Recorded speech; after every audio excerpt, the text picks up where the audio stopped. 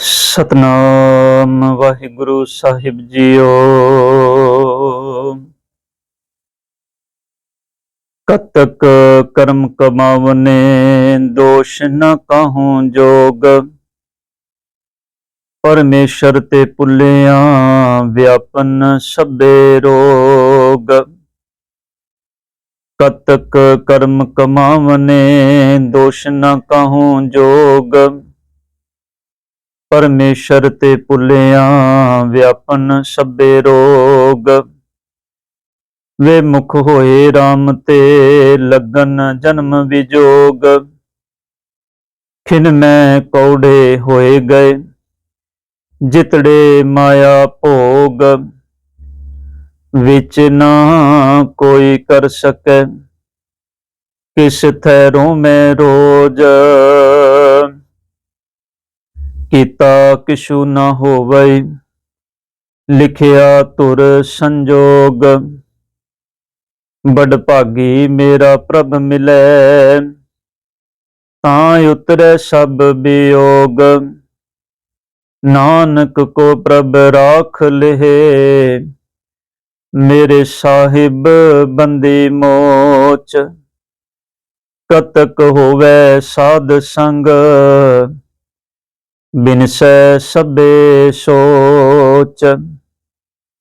ਕਤਕ ਹੋਵੈ ਸਾਧ ਸੰਗ ਬਿਨਸੈ ਸਭੇ ਸੋਚ। ਵਾਹਿਗੁਰੂ ਜੀ ਕਾ ਖਾਲਸਾ ਵਾਹਿਗੁਰੂ ਜੀ ਕੀ ਫਤਿਹ। ਕਤਕ ਦਾ ਮਹੀਨਾ ਸਤਿਗੁਰਾਂ ਦੀ ਅਪਾਰ ਮਿਹਰਮਤ ਸਦਕਾ ਗੁਰੂ ਸਰੂਪ ਗੁਰੂ ਪਿਆਰੀ ਸਾਧ ਸੰਗਤ ਜੀ ਅੱਜ ਆਰੰਭ ਹੋਇਆ ਹੈ।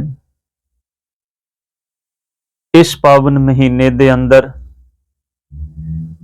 ਸਤਿਗੁਰੂ ਗੁਰੂ ਅਰਜਨ ਦੇਵ ਪਾਤਸ਼ਾਹ ਜੀ ਕਿਰਪਾ ਕਰਦੇ ਨੇ ਕਿ ਗੁਰਸਿੱਖਾ ਇਸ ਮਹੀਨੇ ਵਿੱਚ ਗੁਰੂ ਦੀ ਇੱਕ ਗੱਲ ਆਪਣੇ ਪੱਲੇ ਬੰਨ੍ਹ ਲਈ। ਜੇ ਤੂੰ ਗੁਰੂ ਦੀ ਇੱਕ ਗੱਲ ਆਪਣੇ ਪੱਲੇ ਬੰਨ੍ਹ ਲਏਗਾ ਤੇ ਸਤਿਗੁਰ ਕਹਿੰਦੇ ਨੇ ਤੂੰ ਜੀਵਨ ਦੇ ਅੰਦਰ ਕਦੀ ਦੁਖੀ ਨਹੀਂ ਹੋਵੇਂਗਾ। ਇੱਕ ਉਪਦੇਸ਼ ਗੁਰੂ ਦਾ ਆਪਣੇ ਹਿਰਦੇ ਵਿੱਚ ਵਸਾ ਲੈ। ਆਓ ਕਿਹੜਾ ਉਪਦੇਸ਼ ਹੈ? ਇਸ ਮਹੀਨੇ ਦੇ ਅੰਦਰ ਸਤਿਗੁਰ ਦਾ ਉਪਦੇਸ਼ ਗੁਰੂ ਦੀ ਕਿਰਪਾ ਨਾਲ ਆਪਾਂ ਸਮਝਣ ਦਾ ਯਤਨ ਕਰੀਏ। ਪਾਤਸ਼ਾਹ ਕਹਿੰਦੇ ਨੇ ਕਤਕ ਕਰਮ ਕਮਾਵਨੇ ਦੋਸ਼ ਨਾ ਕਾਹੂੰ ਜੋਗ।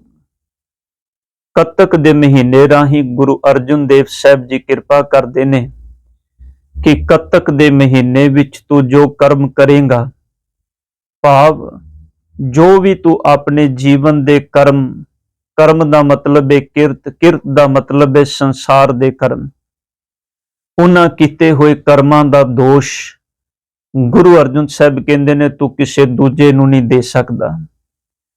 ਅਸਲ ਵਿੱਚ ਸਾਧ ਸੰਗਤ ਮਨੁੱਖ ਦਾ ਇਹ ਸੁਭਾਅ ਹੈ ਕਿ ਮਨੁੱਖ ਜਿਹੜੇ ਵੀ ਕਰਮ ਕਰਦਾ ਹੈ, ਜੇ ਉਹ ਕਰਮ ਸਫਲੇ ਹੋ ਜਾਣ ਤੇ ਮਨੁੱਖ ਆਪਣੀ ਵਡਿਆਈ ਸੰਸਾਰ ਵਿੱਚ ਕਰਦਾ ਹੈ ਵੀ ਇਹ ਕਰਮ ਮੈਂ ਕੀਤਾ ਹੈ।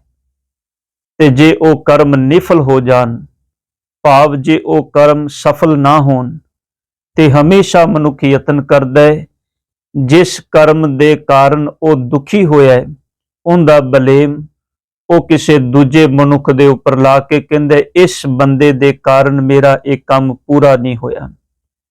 ਪਰ ਤਵੱਜੋ ਦਿਆ ਜੇ ਸਾਧ ਸੰਗਤ, ਜੇ ਉਹੀ ਕੰਮ ਸਫਲ ਹੋ ਜਾਏ ਫਿਰ ਵਡਿਆਈ ਆਪਣੀ ਕਰਦਾ ਹੈ। ਇਹਨੂੰ ਸਾਹਿਬ ਜੀ ਬਾਣੀ ਵਿੱਚ ਕਹਿੰਦੇ ਨੇ, ਸਤਿਗੁਰੂ ਗੁਰੂ ਗ੍ਰੰਥ ਸਾਹਿਬ ਜੀ ਦੀ ਅੰਮ੍ਰਿਤ ਬਾਣੀ ਦਾ ਪਾਵਨ ਬਚਨ ਪਾਤਸ਼ਾਹ ਕਹਿੰਦੇ ਨੇ ਜਬ ਕਛ ਪਾਵੇ ਤਬ ਗਰਭ ਕਰਤ ਹੈ। ਜਦੋਂ ਕੁਝ ਮਿਲ ਗਿਆ ਉਦੋਂ ਹੰਕਾਰ ਕਰਦਾ ਹੈ, ਉਦੋਂ ਕਹਿੰਦਾ ਹਮ ਕੀਆ ਹਮ ਕਰਾਂਗੇ ਹਮ ਮੂਰਖ ਗਵਾਰ ਕਰਨੇ ਵਾਲਾ ਵਿਸਰਿਆ ਦੂਜੇ ਪਾਏ ਖੁਆਰ। ਤੇ ਜਦੋਂ ਸਾਧ ਸੰਗਤ ਜੀ ਉਹ ਚੀਜ਼ ਨਹੀਂ ਮਿਲਦੀ ਫਿਰ ਪਾਤਸ਼ਾਹ ਕਹਿੰਦੇ ਨੇ ਮਾਇਆ ਗਈ ਤਬ ਰੋਵਨ ਲਗਤ ਹੈ।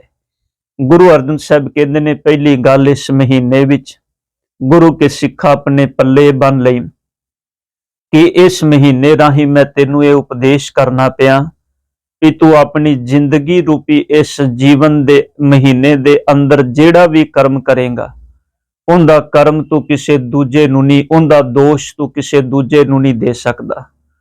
ਕਿਉਂਕਿ ਤੂੰ ਦੋਸ਼ ਤਾਂ ਕਿਸੇ ਦੂਜੇ ਨੂੰ ਦੇਵੇ ਜੇ ਰੱਬ ਨੇ ਤੈਨੂੰ ਸੋਚਣ ਤੇ ਸਮਝਣ ਦੀ ਸਮਰੱਥਾ ਨਾ ਦਿੱਤੀ ਹੋਵੇ। ਪਰਮਾਤਮਾ ਨੇ ਕਿਰਪਾ ਕਰਕੇ ਤੈਨੂੰ ਇਸ ਸੰਸਾਰ, ਇਸ ਜਗਤ ਦੇ ਅੰਦਰ 84 ਲੱਖ ਜੂਨਾਂ ਦਾ ਸਰਦਾਰ ਬਣਾਇਆ। ਇਸ ਧਰਤੀ ਮੈਂ ਤੇਰੀ ਸਿਕਦਾਰੀ, ਅਵਰ ਜੋਨ ਤੇਰੀ ਪਨਹਾਰੀ। ਇਹਨੂੰ ਸਤਿਗੁਰ ਬਾਣੀ ਅੰਦਰ ਇੰਝ ਵੀ ਕਹਿੰਦੇ ਨੇ, ਪਾਤਸ਼ਾਹ ਕਹਿੰਦੇ ਨੇ, ਅਕਲੀ ਸਾਹਿਬ ਸੇਵੀਐ, ਅਕਲੀ ਪਾਈਐ ਮਾਨ, ਅਕਲੀ ਪੜਕੈ ਬੂਝੀਐ, ਅਕਲੀ ਕੀਚੈ ਦਾਨ। ਭਾਵ ਤੇਰਾ ਹਰ ਕਰਮ ਜਿਹੜਾ ਹੈ ਉਹ ਸੋਚ ਸਮਝ ਕੇ ਹੋਣਾ ਚਾਹੀਦਾ ਹੈ।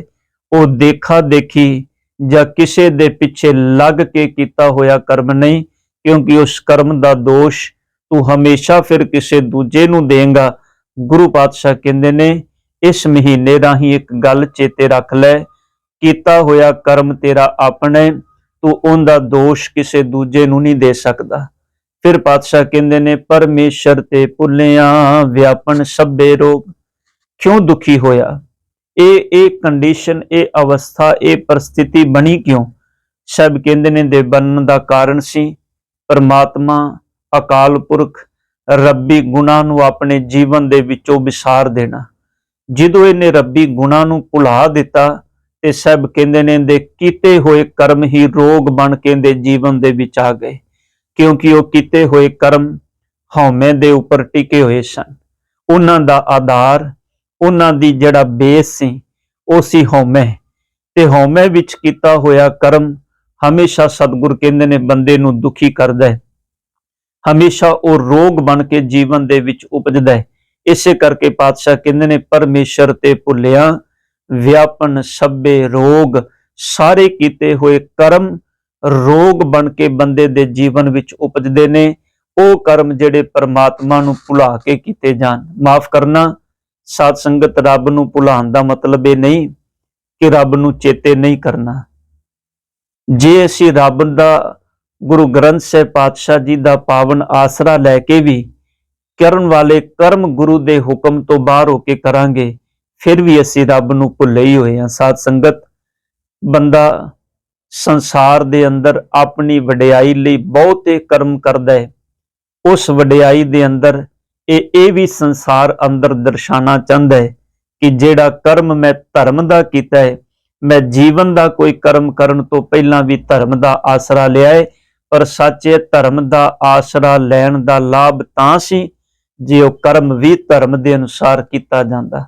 ਜੇ ਉਹ ਕਰਮ ਧਰਮ ਦੇ ਅਨੁਸਾਰ ਨਹੀਂ ਤੇ ਸਤਿਗੁਰ ਕਹਿੰਦੇ ਨੇ ਅਸਲ ਵਿੱਚ ਤੂੰ ਫਿਰ ਪਰਮਾਤਮਾ ਨੂੰ ਭੁੱਲਿਆ ਹੋਇਆ ਹੈ। ਔਰ ਇਹ ਰੋਗ ਤਾਂ ਹੀ ਤੇਰੇ ਜੀਵਨ ਵਿੱਚ ਪੈਦਾ ਹੋਏ, ਤੂੰ ਪਰਮਾਤਮਾ ਨੂੰ ਵਿਸਾਰ ਦਿੱਤਾ, ਤੂੰ ਪਰਮਾਤਮਾ ਨੂੰ ਭੁੱਲ ਗਿਆ। ਔਰ ਐਸੇ ਮਨੁੱਖ ਸਤਿਗੁਰ ਕਹਿੰਦੇ ਨੇ ਭਾਵੇਂ ਸਾਰੀ ਦੁਨੀਆ ਨੂੰ ਕਿਉਂ ਨਾ ਜਿੱਤ ਲੈਣ, ਬਸੰਤ ਸਵਰਗ ਲੋਕੈ ਜਿਤਤੇ ਪ੍ਰਿਥਵੀ ਨਵਖੰਡਨੇ, ਬਿਸਰੰਤ ਹਰ ਗੋਪਾਲੈ ਨਾਨਕ ਤੇ ਪ੍ਰਾਨੀ ਉਦਿਆਨ ਭਰਮ ਨੇ। ਸਤਿਗੁਰ ਕਹਿੰਦੇ ਨੇ ਉਹਦੇ ਲਈ 9 ਖੰਡ, ਸਵਰਗ ਲੋਕ, ਦੁਨੀਆ ਦੇ ਸਾਰੇ ਸੁੱਖ ਉਹਦੇ ਜੀਵਨ ਦੇ ਅੰਦਰ ਦੇ ਭਰਮ ਤੇ ਭਟਕਣਾ ਨੂੰ ਮੁਕਾ ਨਹੀਂ ਸਕਦੇ। ਜੇ ਉਹ ਰੱਬ ਤੋਂ ਵਿਛੜਿਆ ਹੈ ਤੇ ਇਹ ਸਭ ਚੀਜ਼ਾਂ ਸਤਿਗੁਰ ਕਹਿੰਦੇ ਨੇ ਉਹਦੇ ਲਈ ਇੱਕ ਜੰਗਲ ਵਿੱਚ ਭਟਕਣ ਵਾਲੇ ਮਨੁੱਖ ਦੇ ਜੀਵਨ ਦੇ ਵਿੱਚ ਜਿਵੇਂ ਦੁੱਖ ਪੈਦਾ ਹੁੰਦੇ ਨੇ, ਇਸ ਤਰ੍ਹਾਂ ਦੇ ਜੀਵਨ ਦੇ ਅੰਦਰ ਇਹ ਸਭ ਚੀਜ਼ਾਂ ਵੀ ਦੁੱਖ ਪੈਦਾ ਕਰਨਗੀਆਂ। ਫਿਰ ਪਾਤਸ਼ਾਹ ਜੀ ਤੀਸਰੀ ਪੰਕਤੀ ਵਿੱਚ ਕਹਿੰਦੇ ਨੇ ਵੇ ਮੁਖ ਹੋਏ ਰਾਮ ਤੇ। ਬਸ ਸਤਿਗੁਰੂ, ਇਸੇ ਕਰਕੇ ਸਾਡੇ ਜੀਵਨ ਵਿੱਚ ਦੁੱਖ ਨੇ। ਪਾਤਸ਼ਾਹ ਕਹਿੰਦੇ ਨੇ ਸਿੱਖਾ, ਤੂੰ ਗੁਰੂ ਤੋਂ ਵੇਮੁਖ ਹੋ ਗਿਆ। ਬੰਦਿਆ, ਤੂੰ ਗੁਰੂ ਨੂੰ ਭੁਲਾ ਦਿੱਤਾ ਹੈ। ਤੂੰ ਕਰਮ ਜ਼ਰੂਰ ਧਰਮ ਦੇ ਕਰਨਾ ਹੈ ਪਰ ਗੁਰੂ ਨੂੰ ਵਿੱਚ ਨਹੀਂ ਰੱਖਦਾ। ਤੂੰ ਧਰਮ ਦਾ ਆਸਰਾ ਜ਼ਰੂਰ ਲੈਣਾ ਹੈ ਪਰ ਗੁਰੂ ਨੂੰ ਵਿਸਾਰ ਦੇਣਾ ਹੈ। ਤੂੰ ਧਰਮ ਦੀ ਗੱਲ ਜ਼ਰੂਰ ਕਰਨਾ ਪਰ ਧਰਮ ਦੀ ਗੱਲ ਕਰਦਿਆਂ ਵੀ ਧਰਮ ਤੇਰੇ ਜੀਵਨ ਵਿੱਚ ਆਂਦਾ ਨਹੀਂ। ਇਸੇ ਕਰਕੇ ਪਾਤਸ਼ਾਹ ਕਹਿੰਦੇ ਨੇ ਤੂੰ ਗੁਰੂ ਤੋਂ ਬੇਮੁਖ ਹੋਇਆ। ਹੁਣ ਤੇਰੇ ਕੀਤੇ ਹੋਏ ਕਰਮ ਤੇਰੇ ਜੀਵਨ ਦੇ ਵਿੱਚ ਗੁਰੂ ਤੋਂ ਵਿਛੋੜੇ ਦਾ ਕਾਰਨ ਬਣ ਗਏ। ਔਰ ਇਹ ਵਿਛੋੜਾ ਸਤਿਗੁਰ ਕਹਿੰਦੇ ਨੇ ਲੱਗਣ ਜਨਮ ਵਿਜੋਗ, ਇਹ ਵਿਛੋੜਾ ਸਤਿਗੁਰ ਕਹਿੰਦੇ ਨੇ ਫਿਰ ਜਨਮਾਂ ਦਾ ਬਣ ਜਾਂਦਾ ਹੈ। ਧਿਆਨ ਦੇਣਾ, ਇਹ ਵਿਛੋੜਾ ਫਿਰ ਇੰਨਾ ਲੰਮਾ ਬਣ ਜਾਂਦਾ ਹੈ ਕਿਉਂਕਿ ਮਨੁੱਖ ਆਪਣੇ ਜੀਵਨ ਦੇ ਅੰਦਰ ਜਿਸ ਚੀਜ਼ ਨੂੰ ਆਧਾਰ ਬਣਾ ਕੇ ਜਿੰਦਾ ਹੈ, ਉਹ ਚੀਜ਼ ਜੋ ਇਹਦੇ ਜੀਵਨ ਦੇ ਵਿੱਚ ਸਮੁੱਚੇ ਜੀਵਨ ਵਿੱਚ ਆਧਾਰ ਰਹੀ, ਮਰਨ ਵੇਲੇ ਆਧਾਰ ਰਹੀ, ਅਗਲਾ ਜਨਮ ਉਹ ਚੀਜ਼ ਉਹ ਆਧਾਰ ਹੀ ਨਿਯਤ ਕਰਦਾ ਹੈ। ਇਹਨੂੰ ਸਤਿਗੁਰੂ ਜੀ ਬਾਣੀ ਵਿੱਚ ਇੰਝ ਵੀ ਕਹਿੰਦੇ ਨੇ, ਅੰਤ ਕਾਲ ਜੋ ਲక్ష్ਮੀ ਸਿਮਰੈ ਐਸੀ ਚਿੰਤਾ ਮਹਿ ਮਰੈ, ਸਰਪ ਜੋਨ ਵਲ ਵਲ ਅਵਤਰੈ। ਸਤਿਗੁਰ ਕਹਿੰਦੇ ਨੇ ਅੰਤ ਕਾਲ ਜੋ ਲੜਕੀ ਸਿਮਰੈ ਐਸੀ ਚਿੰਤਾ ਮਹਿ ਵਰੈ, ਸ਼ੁਕਰ ਜੋਨ ਵਲ ਵਲ ਅਵਤਰੈ। ਅੰਤ ਕਾਲ ਜੋ ਮਾਇਆ ਸਿਮਰੈ ਐਸੀ ਚਿੰਤਾ ਮਹਿ ਮਰੈ, ਸਰਪ ਜੋਨ ਵਲ ਵਲ ਉਤਰੈ। ਸਭ ਕਹਿੰਦੇ ਨੇ ਆਪਣੇ ਜੀਵਨ ਵਿੱਚ ਗੁਰੂ ਦਾ ਉਪਦੇਸ਼ ਚੇਤੇ ਰੱਖ, ਤੂੰ ਗੁਰੂ ਤੋਂ ਵੇਮੁਖ ਹੋਇਆ, ਇਸ ਕਰਕੇ ਤੇਰੇ ਕੀਤੇ ਹੋਏ ਕਰਮ ਜਨਮਾਂ ਦਾ ਵਿਛੋੜਾ ਬਣ ਕੇ ਤੇਰੇ ਸਾਹਮਣੇ ਆ ਗਏ। ਫਿਰ ਪਾਤਸ਼ਾਹ ਕਹਿੰਦੇ ਨੇ ਖਿਨ ਮੈਂ ਕੌੜੇ ਹੋਏ ਗਏ, ਜਿਤੜੇ ਮਾਇਆ ਭੋਗ। ਜਿਨ੍ਹਾਂ ਕਰਮਾਂ ਕਰਕੇ ਇਹ ਸਾਰਾ ਪ੍ਰਪੰਚ ਕੀਤਾ, ਸਾਹਿਬ ਕਹਿੰਦੇ ਨੇ ਖਿਨ ਵੀ ਨਹੀਂ ਲੱਗਾ, ਉਹ ਸਾਰੇ ਕੌੜੇ। ਕੌੜੇ ਦਾ ਮਤਲਬ ਹੈ ਬੰਦਾ ਸਾਹਮਣੇ ਬੈਠਾ ਹੈ, ਚੀਜ਼ਾਂ ਸਭ ਇਹਦੇ ਕੋਲੋਂ ਨੇ, ਮਖਮਲ ਦਾ ਗੱਦਾ ਹੈ ਪਰ ਹੁਣ ਨੀਂਦ ਨਹੀਂ, ਪਦਾਰਥ 36 ਪ੍ਰਕਾਰ ਦੇ ਨੇ ਪਰ ਹੁਣ ਉਹ ਜ਼ਹਿਰ ਬਣ ਗਏ ਨੇ। ਸਤਿਗੁਰ ਕਹਿੰਦੇ ਨੇ ਮਿੱਠਾ ਕਰਕੇ ਖਾਇਆ ਕੌੜਾ ਉਪਜਿਆ ਰੋਗ। ਹੁਣ ਉਹ ਖਾਦੇ ਪਦਾਰਥ ਰੋਗ ਬਣ ਕੇ ਉਪਜ ਗਏ ਨੇ। ਹੁਣ ਸਤਿਗੁਰ ਕਹਿੰਦੇ ਨੇ ਬਾਹਰ ਮੁਖੀ ਸਭ ਚੀਜ਼ਾਂ ਨੇ ਪਰ ਅੰਤਰਮੁਖੀ ਬੰਦੇ ਦੇ ਕੋਲੋਂ ਟਿਕਾਊ ਨਹੀਂ, ਇਸ ਕਰਕੇ ਉਹ ਚੀਜ਼ਾਂ ਵੀ ਦੁਖਦਾਈ ਬਣ ਗਈਆਂ।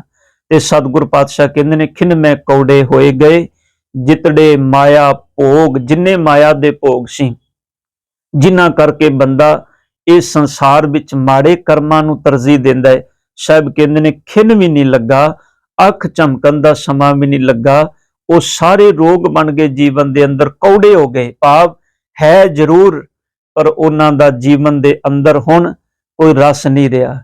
ਵਿੱਚ ਨਾ ਕੋਈ ਕਰ ਸਕੇ ਕਿਸ ਥੈ ਰੋਵੇ ਰੋਜ਼। ਹੁਣ ਐਸੀ ਅਵਸਥਾ ਵਿੱਚ ਸਾਹਿਬ ਕਹਿੰਦੇ ਨੇ ਹੁਣ ਇਹ ਵਿਚੋਲਾ ਕਿਹਨੂੰ ਬਣਾਏ। ਸਾਧ ਸੰਗਤ, ਵਿਚੋਲਾ ਬਣਾਉਣ ਦਾ ਮਤਲਬ ਇਹ ਮਾਇਕ ਤੌਰ ਤੇ ਚੀਜ਼ਾਂ ਦੇ ਕੇ ਆਪਣਾ ਜੀਵਨ ਸੁਖਾਲਾ ਬਣਾਉਣਾ ਚਾਹੁੰਦਾ ਹੈ, ਜਿਵੇਂ ਦੁਨਿਆਵੀ ਤੌਰ ਤੇ ਇਸੇ ਤਰ੍ਹਾਂ ਧਾਰਮਿਕ ਤੌਰ ਤੇ।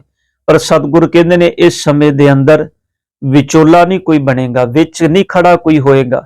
ਇਹ ਤੇਰੇ ਆਪਣੇ ਕੀਤੇ ਹੋਏ ਕਰਮ ਨੇ, ਕੀਤਾ ਕਿਛੂ ਨਾ ਹੋਵਈ।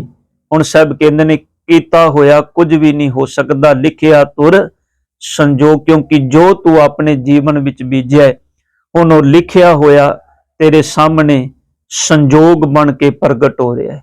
ਜੋ ਤੂੰ ਆਪਣੇ ਜੀਵਨ ਦੇ ਵਿੱਚ ਲਿਖਿਆ ਤੁਰ ਸੰਜੋਗ ਦਾ ਮਤਲਬ ਸਾਧ ਸੰਗਤ ਜੀ ਜਨਮ ਤੋਂ ਪਹਿਲਾਂ ਦੀ ਗੱਲ ਨਹੀਂ। ਜੋ ਬੰਦਾ ਆਪਣੇ ਜੀਵਨ ਦੇ ਵਿੱਚ ਬੀਜਦਾ ਜਨਮ ਤੋਂ ਲੈ ਕੇ, ਕਿਉਂਕਿ ਉਹ ਫਸਲ ਤਿਆਰ ਹੋਣੀ ਇੱਕ ਦਿਨ ਵਿੱਚ ਨਹੀਂ, ਫਸਲ ਤਿਆਰ ਹੋਣ ਤੇ ਸਮਾਂ ਲੱਗਦਾ ਹੈ। ਚੰਗਿਆਈ ਦੀ ਫਸਲ, ਬੁਰਿਆਈ ਦੀ ਫਸਲ ਇੱਕ ਦਿਨ ਵਿੱਚ ਨਹੀਂ ਬਣਦੀ, ਇਹ ਸਹਿਜੇ ਸਹਿਜੇ ਪਰਪੱਕ ਹੁੰਦੀ ਹੈ। ਤੇ ਸਤਿਗੁਰ ਕਹਿੰਦੇ ਨੇ ਹੁਣ ਉਹ ਜੋ ਕੁਝ ਅੰਦਰ ਮਤ ਵਿੱਚ ਲਿਖਿਆ ਸੀ ਹੁਣ ਉਹ ਸੰਜੋਗ ਬਣ ਕੇ ਪ੍ਰਗਟ ਹੋਈ। ਲਿਖਿਆ ਤੁਰ ਸੰਜੋਗ। ਦਾਤਾਰ ਪਿਤਾ ਕਹਿੰਦੇ ਨੇ ਵੱਡ ਭਾਗੀ ਮੇਰਾ ਪ੍ਰਭ ਮਿਲੇ। ਜੇ ਵੱਡੇ ਭਾਗਾਂ ਨਾਲ ਮੇਰਾ ਪ੍ਰਭੂ ਪਰਮਾਤਮਾ ਰੱਬ ਮਿਲ ਜਾਏ ਤਾਂ ਉਤਰੇ ਸਭ ਵਿਯੋਗ। ਗੁਰੂ ਅਰਜਨ ਦੇਵ ਸਾਹਿਬ ਕਹਿੰਦੇ ਨੇ ਫਿਰ ਸਾਰੇ ਵਿਛੋੜੇ ਖਤਮ ਹੋ ਜਾਣਗੇ। ਨਾਨਕ ਕੋ ਪ੍ਰਭ ਰਾਖ ਲਹਿ ਮੇਰੇ ਸਾਹਿਬ ਬੰਦੀ ਮੋਜ। ਵੇਖੋ ਸਾਧ ਸੰਗਤ, ਗੁਰੂ ਗ੍ਰੰਥ ਸਾਹਿਬ ਜੀ ਦੀ ਬਾਣੀ ਪੜ੍ਹਦੇ ਆ ਕਿਤੇ ਨਿਰਾਸ਼ਤਾ ਨਹੀਂ। ਦੇਖੋ ਬੜੀ ਵਾਰੀ ਸੰਸਾਰ ਅੰਦਰ ਐਸਾ ਹੁੰਦਾ ਹੈ, ਲੋਕ ਕਿਸੇ ਮਾੜੇ ਕਰਮ ਵਿੱਚ ਰੁੱਝ ਜਾਣ, ਲੋਕ ਕਹਿੰਦੇ ਨੇ ਹੁਣ ਇਹਦਾ ਕੁਝ ਨਹੀਂ ਹੋ ਸਕਦਾ।